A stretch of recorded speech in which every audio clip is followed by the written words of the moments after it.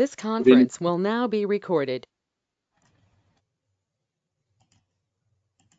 This conference will now be recorded. Confuse అవ్వకండి. Okay, right.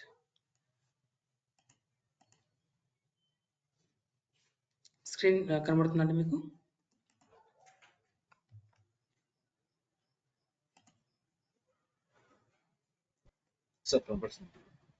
Right right. ఇవాళ ఏం చేద్దామంటే, నేను మీతో డిస్కస్ చేశాను కదా, మనము వెబ్సైట్స్ కూడా మనం S3 బకెట్లో వెబ్సైట్స్ని డిప్లాయ్ చేయొచ్చు అనమాట. ఫర్ ఎగ్జాంపుల్, ఇప్పుడు ఇది నేను మనం బకెట్ క్రియేట్ చేస్తాం, ఇది నేను క్రియేట్ చేస్తాం. ఇది క్లిక్ చేసుకుంటే మనకి ఇక్కడ నిన్న క్రియేట్ చేసిన 2 ఫైల్స్ ఉన్నాయి, డాక్యుమెంట్ అండ్ సమ్ ఫైల్ ఉంది. రైట్, ఒక్క చూడండి.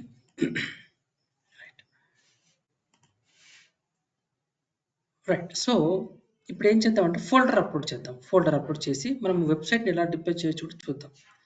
ఫస్ట్ నాకు ఒక అప్లికేషన్ డెవలప్ చేద్దాం. మీకు ఫ్రీ CSS వెబ్సైట్ ఉంది కదా, అది ఓపెన్ చేయండి.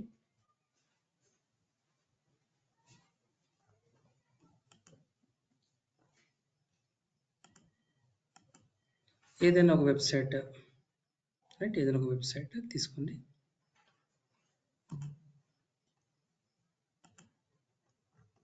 సో ఇది డౌన్లోడ్ చేద్దాం.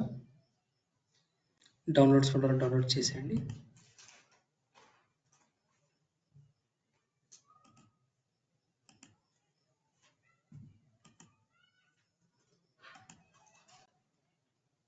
సో ఇది మనం డౌన్లోడ్ చేసాం. దీన్ని అన్జిప్ చేద్దాం. Extract all, extract.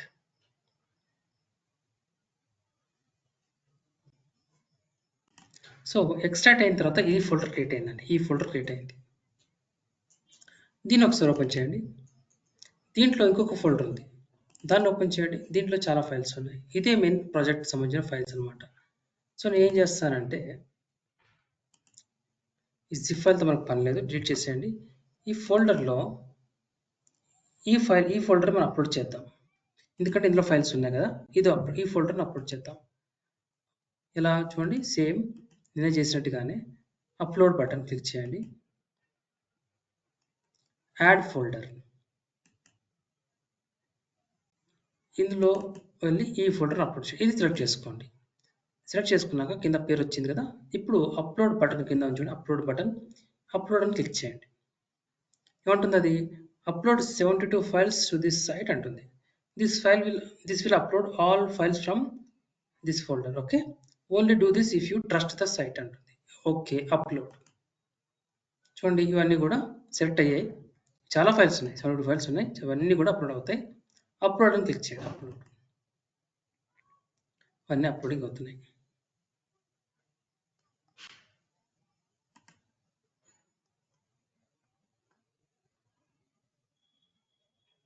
సో అన్నీ కూడా అప్లోడ్ అవుతున్నాయి వన్ బై వన్.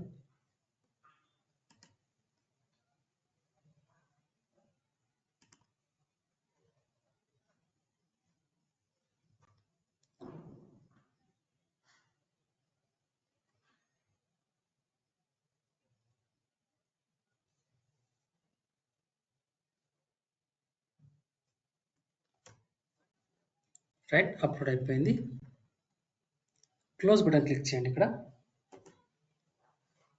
క్లోజ్ అయిన తర్వాత మీకు ఇక్కడ ఫోల్డర్ చూడండి, ఈ ఫోల్డర్ అప్లోడ్ అయిపోయింది. రైట్, అయితే ఈ ఫోల్డర్ క్లిక్ చేయండి ఒకసారి. ఈ ఫోల్డర్ మీరు అబ్జర్వ్ చేస్తే index.html ఉంటుంది. ప్రతి వెబ్సైట్లో కూడా ఒక మెయిన్ స్టార్టింగ్ పాయింట్, ఒక స్టార్టింగ్ ఫైల్ ఉంటుంది అనమాట. ఇన్ని ఫైల్స్ ఉన్నాయి కదా, వీటన్నిటిలో కూడా ఒక ఫైల్, మెయిన్ ఫైల్ ఉంటుంది మాస్టర్ లాగా. దాన్ని ఏమంటామంటే index.html. ఇది మెయిన్ ఫైల్. సో ఇక్కడ నుంచే మీ అప్లికేషన్ స్టార్ట్ అవుతుంది అనమాట. రైట్, ఈ ఫైల్ రైట్ అప్లోడ్ చేసాం, బాగానే ఉంది. తర్వాత ఇది ఒక వెబ్సైట్ కాబట్టి మీరు ఏం చేయొచ్చు అంటే, దీన్ని కూడా మనం డిప్లాయ్ చేయొచ్చు. ఎలా డిప్లాయ్ చేయొచ్చు చూడండి. ఇది మన బకెట్ కదా, ఇది క్లిక్ చేయండి.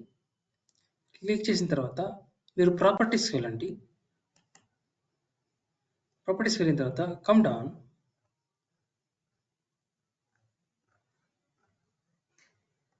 ఇక్కడ స్టాటిక్ వెబ్సైట్ హోస్టింగ్ అంటారు. స్టాటిక్ వెబ్సైట్ అంటే ఏంటంటే అందులో మీకు అమెజాన్.in ఉందనుకోండి. అమెజాన్.inలో అంతా కూడా డైనమిక్ అనమాట.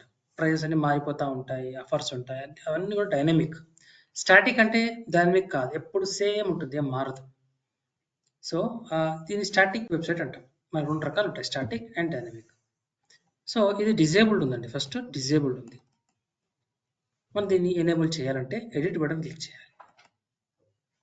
ఇక్కడ ఎనేబుల్ క్లిక్ చేయండి. Okay, host static website. Okay, host static website. ఇక్కడ ఇండెక్స్ డాక్యుమెంట్ అంటే ఫస్ట్ డాక్యుమెంట్ ఏంటి, ఫస్ట్ ఫైల్ మీ ప్రాజెక్ట్లో మీ ఫస్ట్ దాని పేరు ఏంటి అని అడుగుతుంది అనమాట. ఇందాక చూసినట్టుగా అది index.html మీరు యాస్టీస్గా టైప్ చేసేయండి. ఇది మీ ఫస్ట్ ఫైల్. ఓకే, దీన్ని మీరు సేవ్ చేసేయండి. ఓకే, ఇది మనకు సేవ్ అయిపోయింది.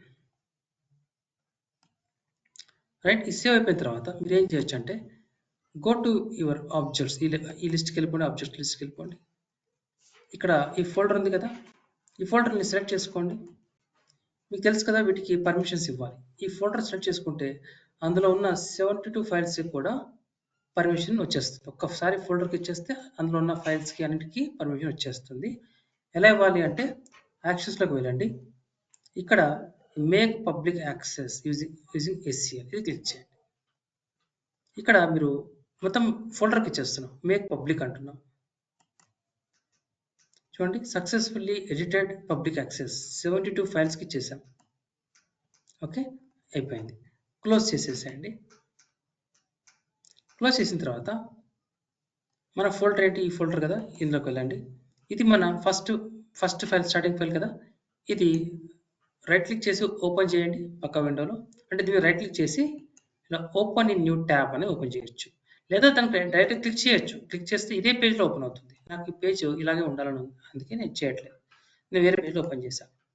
అయితే ఇక్కడ మన ఫైల్ అండి, ఇది మన ఫైల్. ఇప్పుడు ఈ ఫైల్ మీరు ఒకసారి మీకు షేర్ చేస్తాను, మీరు మీ బ్రౌజర్లో ఓపెన్ చేయండి.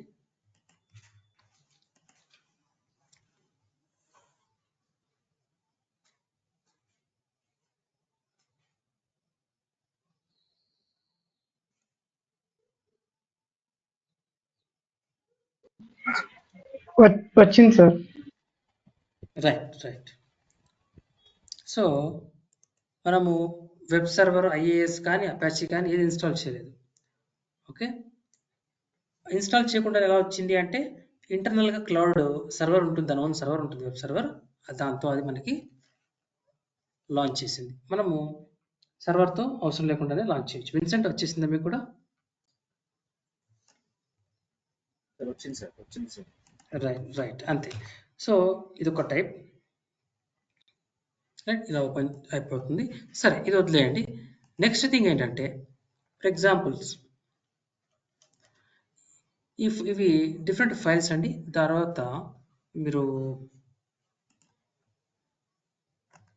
ఒకసారి బకెట్లోకి వెళ్ళండి. ఇక్కడ మీరు అబ్జర్వ్ చేయండి, డాక్యుమెంట్స్ ఉన్నాయి. ఇక్కడ వర్షన్స్, నేను వర్షన్ ఎనేబుల్ చేశాం కదా, ఎక్స్పాండ్ చేయండి, ఇది టాగుల్ చేయండి. ఇది దీంట్లో డాక్యుమెంట్స్లో ఫస్ట్ వర్షన్, సెకండ్ వర్షన్ ఉన్నాయి. అలాగే డాక్యుమెంట్స్ దీంట్లో అయితే ఏం చేయలేదు ఇంతవరకు మనం అయితే, కానీ ఇందులో చేసాం. యాక్చువల్గా రియల్ టైంలో ఎలా ఉంటుందంటే డెవలపర్స్ అనేవాళ్ళు చాలాసార్లు ఫైల్స్ మారుస్తూ ఉంటారు. అంటే ఆల్వేస్ మనకి ఒక మెయిన్ ఫైల్ ఉంటుంది, దానికి ఇది ఓల్డ్ వర్షన్స్ కదా. ఈ ఓల్డ్ వర్షన్స్ ఏమంటాం మనం అంటే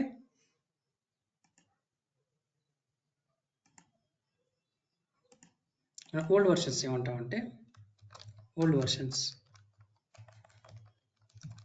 ఏమంటాం మనం నాన్ కరెంట్ వర్షన్ అంటాం. నాన్ కరెంట్ వర్షన్ అంటాం.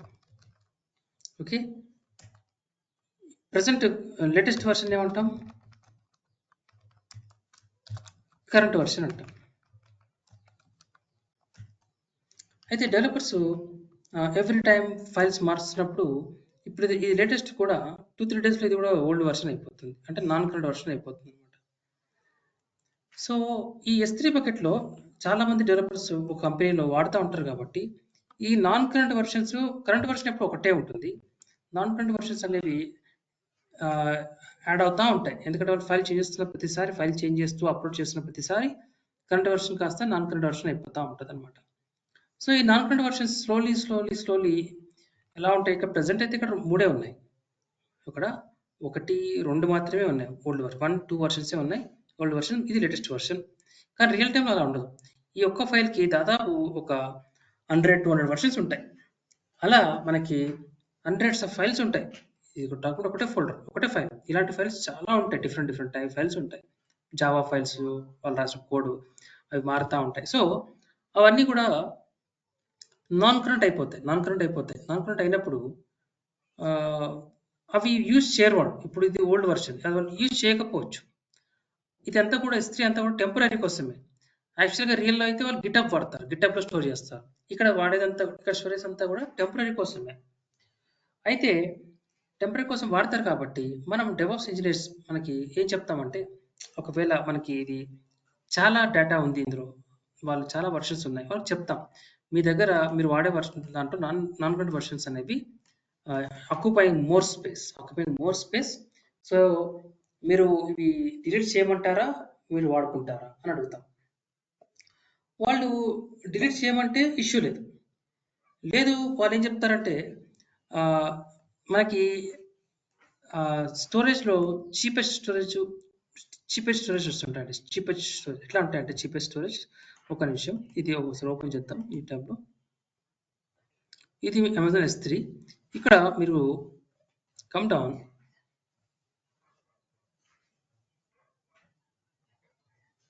ఇక్కడ ప్రైజింగ్ అని ఉంటుంది. Pricing, okay. ఈ ప్రైజింగ్ ఒకసారి చూడండి, వ్యూ ప్రైజింగ్ డీటెయిల్స్ చూడండి ఒకసారి. ఇక్కడ స్టోరేజ్ రిక్వెస్ట్ ఉంటాయి. ఇక్కడ ఒకసారి కిందికి వచ్చేస్తే స్టోరేజ్ ప్రైసెస్,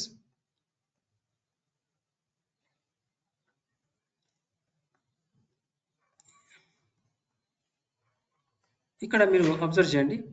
మనం ప్రజెంట్ వాడుతుంది S3 స్టాండర్డ్, మనం ఈ వర్షన్ వాడుతున్నాం.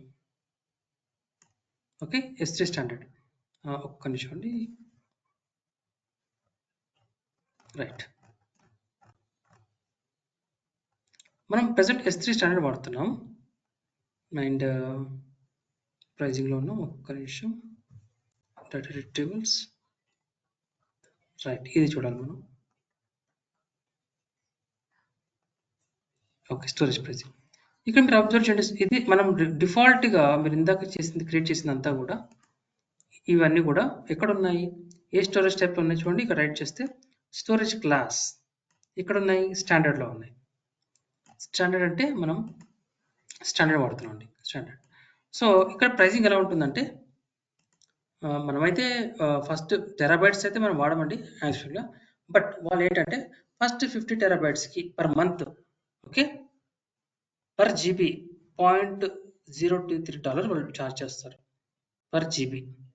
అంటే ఫస్ట్ 50 టెరాబైట్స్, అంతకంటే ఎక్కువ దాటితే కొంచెం తగ్గిస్తారు, 0.022. కాకపోతే ఎక్కడ ఉంది ఇది నార్త్ వర్జీనియా. ఒకవేళ ముంబై రీజియన్లో అయితే అది డిఫరెంట్గా ఉంటుంది కొంచెం. ముంబై ఇక్కడ కొంచెం ఎక్కువ ఉంది, ఇంకా ముంబై రీజియన్కి ఎక్కువ ఉంది, 0.025 పర్ జీబీ, రైట్. అయితే వీళ్ళేమో నాన్ కరెంట్ వర్షన్స్ అలా వదిలేశారనుకోండి, అది స్టాండర్డ్ టైప్లో ఉంటాయి. స్టాండర్డ్ టైప్లో చార్జెస్ ఇలా ఉంటాయి. కాబట్టి వాళ్ళు డెవలపర్స్ డిలీట్ చేసేది అంటే ఇష్యూ లేదు, ఇది మాకు కావాలి, దీన్ని మీరు చీపెస్ట్ స్టోరేజ్లో స్టోర్ చేయండి అని చెప్తారు. ఫర్ ఎగ్జాంపుల్ చీపెస్ట్ స్టోరేజ్లో స్టోర్ చేయండి అంటారు. చీపెస్ట్ అంటే మనకి ఇక్కడ రకరకాలు ఉన్నాయండి. S3 ఇంటెలిజెంట్ అని, S3 ఇక్కడ ఇది main, S3 glacier instant retrieval అని. ఇది చూడండి, మీకు per month, okay, per month ఎంత ఛార్జ్ చేస్తున్నారు, 0.005 మాత్రమే పర్ జీబీ. ఇక్కడ ఎంత ఉంది, చాలా ఎక్కువ ఉంది, 0.025 పర్ జీబీ. దీంట్లో అయితే ఇన్స్టెంట్ రిట్రీవల్లో అయితే ఇంత ఉంటుంది. అయితే డిఫరెంట్ టైప్స్ అని చూడండి, తగ్గుతూ ఉంటుంది. డీప్ ఆర్కైవ్ అయితే 0.002 మాత్రమే, ఓకే. ఇంకా 0.011 ఇంకా తక్కువ ఉన్నాయి, ఇది కొంచెం ఎక్కువ ఉంది. బట్ ఇది సో డిఫరెన్స్ ఏముంటుంది అంటే, ఇక్కడ చూడండి S3 గ్లేషియర్ ఇన్స్టెంట్ రిట్రీవల్, ఇదేంటి, for long lived archive data accessed once a quarter with instant retrieval in milli seconds. అంటే వాళ్ళకి మనం చెప్తాం, సరే మీ డేటాని మీరు ఎప్పుడు వాడతారు ఫ్రీక్వెంట్లీ? వాళ్ళు అంటారు అనుకోండి, మాకు 6 మంత్స్, ఒక క్వార్టర్కి 3 మంత్స్కి ఒకసారి వాడతాం, అవసరం ఉంటుంది అన్నారు అనుకోండి, అప్పుడు ఇందులో మూవ్ చేస్తాం. మనం అడుగుతాం వాళ్ళని, మరి 3 మంత్స్కి ఒకసారి వాడతారు కదా, మరి మీకు వెంటనే డేటా కావాలా, కొంచెం లేట్ అయినా పర్వాలేదా అంటే రిట్రీవ్ చేసుకుంటాం, మళ్ళీ డేటా బ్యాక్ తీసుకుంటప్పుడు మాకు కొంచెం లేట్ అయినా పర్వాలేదు అన్నారు అనుకోండి, అప్పుడు మనం దీంట్లోకి వెళ్తాం. ఇందులోకి ఎందుకు వెళ్ళాం? ఎందుకంటే ఇక్కడ మీకు 3 మంత్స్ వరకు, మినిమం 3 మంత్స్ వరకు వాడకపోతే ఇందులో ఉంచడం బెటర్. మీకు కావాలనుకుంటే మిల్లీ సెకండ్స్లో మీకు వెంటనే మీరు డేటా ప్యాక్ వచ్చేస్తుంది మీకు కావాలనుకుంటే. కానీ ఇది అలా కాదు. ఇది చూడండి, ఇది కొంచెం తక్కువ, దీనికంటే కొంచెం తక్కువ. ఎందుకు తక్కువ ఉందంటే మీకు రిట్రీవ్ చేసుకోవడానికి 1 మినిట్ నుంచి 12 అవర్స్ పట్టొచ్చు మీ డేటా సైజుని బట్టి. యూజ్ డేటా ఉందనుకోండి 12 అవర్స్ పట్టొచ్చు. కొద్దిగా డేటా ఉందనుకోండి 1 మినిట్ ఆర్ 10 మినిట్స్లో వచ్చేస్తుంది. రైట్? లేదు నాకు నేను నాకు 1 ఇయర్ వరకు యాక్సెస్ చేయను, లేదా ఇక్కడ చూడండి, for long term accessed once or twice in a year, ఒకసారి 2 సార్లు మాత్రమే డేటా అవసరం ఉంటుంది, ఓకే అన్నప్పుడు మీరు ఇది వాడుకోవచ్చు. ఇది ఇంకా చీప్. సో ఇదంతా డిపెండ్స్, వాళ్ళ మీద డిపెండ్స్, వాళ్ళు ఎలా చెప్తే మనం అలా చేస్తాం. రైట్? సో ఇవన్నీ ఎందుకు చేస్తున్నామంటే, చెప్పాను కదా, వాళ్ళు హండ్రెడ్స్ ఆఫ్ ఫైల్స్ వర్క్ చేస్తూ ఉంటారు.